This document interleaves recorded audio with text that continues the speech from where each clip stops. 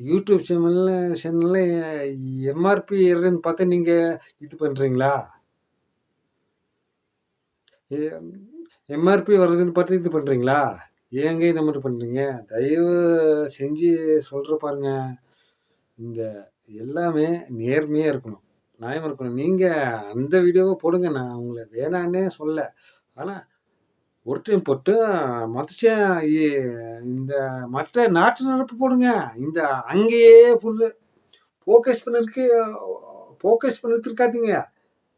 அதாவது ஃபோக்கஸ் பண்ணிட்டு அப்பதான் எம்ஆர்பி ஏறும். எம்ஆர்பி ஏறும், எம்ஆர்பி ஏறும், எம்ஆர்பி நான் இது நான் நான் ஒஸ்தியா, நீ நான் பெரிய ஆளு, நீ பெரிய ஆளுன்னு இது நம்மளுக்குள்ளாரையே ஒரு ஈகோ வருங்க. இந்த அவரு போற இந்த பார்லிமென்ட்ஸ் போட்டாங்க.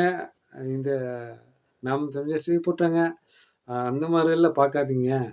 இந்த பாருங்க தமிழ்நாட்டு பிரச்சனைய மட்டும் பார்த்து போடுங்க. சும்மா விஜய் சீமிட்டு இருக்காரு. அதெல்லாம் வொர்த்தே இல்லைங்க. சரியா? உங்களுக்கு டிஆர்பி ரேட்டு தான் வரும். டிஆர்பி ரேட் வந்து நீங்க என்ன பண்ணுவீங்க? உங்களுக்கு டிஆர்பி ரேட் வந்து என்ன பண்ணுவீங்க? என்ன காசு வச்சு என்ன சாப்பிட முடியுமா? காசு வச்சுலாம் ஒண்ணும் சாப்பிடலாம் முடியாது. பாருங்க, ஒண்ணே ஒண்ணு சொல்றேன் பாருங்க.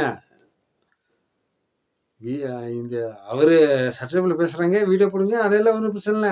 அத யூ யூடியூப்ல போட்டா ஃபுல்லா போடுங்க.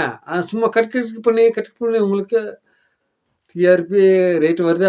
அதனால நீங்க போடுறீங்க. அது ஓகே ஒத்துக்கிறேங்க. ஆனா ஃபுல்லா ரேட் போடுங்க. ஒண்ணு போட்டாலும் டிஆர்பி ரேட் தான் வருது.